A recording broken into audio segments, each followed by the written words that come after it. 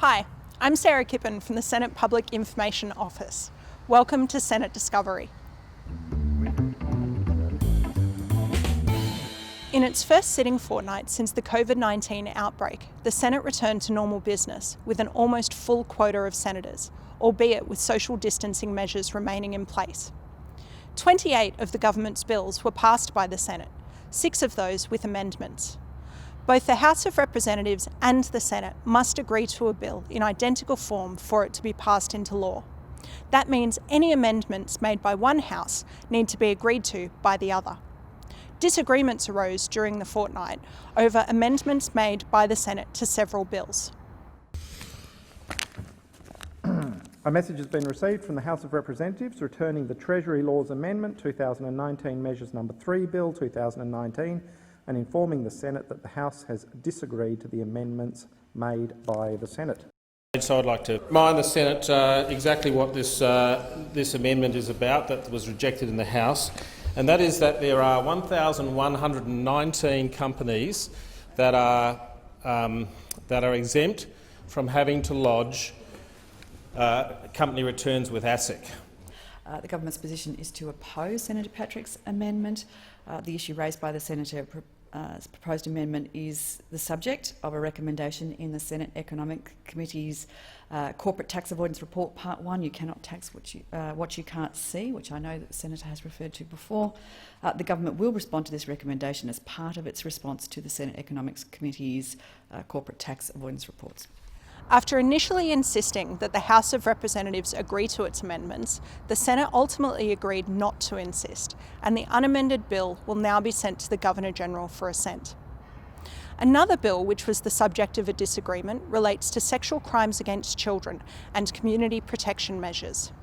I urge the Senate not to insist on its amendment. This amendment, if insisted upon, would remove Schedule 6 of the bill, which provides for mandatory minimum sentences for child sex offences that attracted the highest penalties, and to recidivist child sex offenders who have previously been convicted of a child sex offence.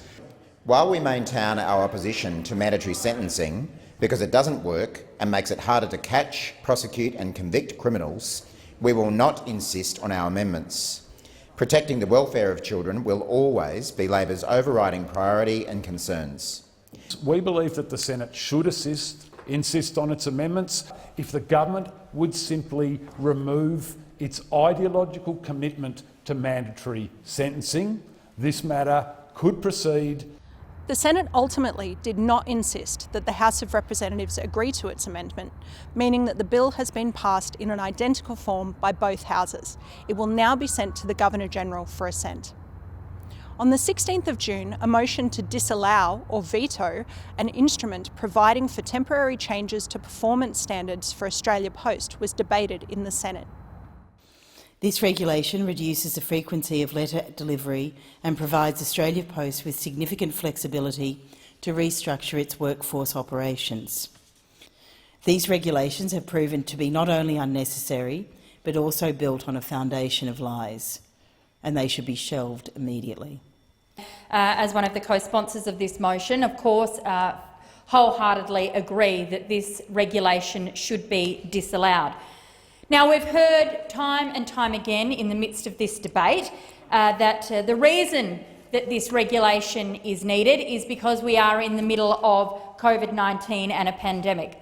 Well, Madam Acting Deputy President, what type of government cuts essential public services in the middle of a health crisis? This is only a regulation that will actually finish on July the 1st, 2021. Then it will be reviewed. By that time, we may have a totally different system, but this is about providing a service to those people in Australia. Like I said, that is most important.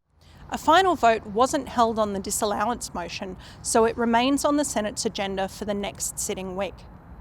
The 11th of June marked a milestone for the Senate, with the 50th anniversary of the Senate committee system.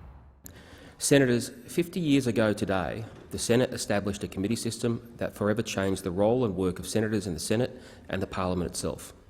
Through its committee work, the Senate became a force for inquiry and scrutiny in a way that was scarcely imagined in 1970, dare I say even in 1901, and in ways that reinforced the uniqueness of this chamber across the Westminster world. I previously said that this chamber is the prime legislative actor in the nation, with a direct mandate from the people, constitutional authority to press its case, and an electoral system that ensures the diverse voices across this nation are heard. But a substantial part of this standing is the direct result of the committee system that has operated over the last 5 decades and that brings these institutional features to life. That's all for this episode of Senate Discovery. The Senate will next meet on Tuesday, the 4th of August. In the meantime, you can follow the activities of Senate committees via our website, including the Select Committee on COVID-19, which is continuing to hold public hearings this month. Follow the links below this video for more information about the topics we've covered today, and keep up to date with the latest news from the Senate by following us on Twitter. Thanks again for joining me for Senate Discovery. I'll see you next time.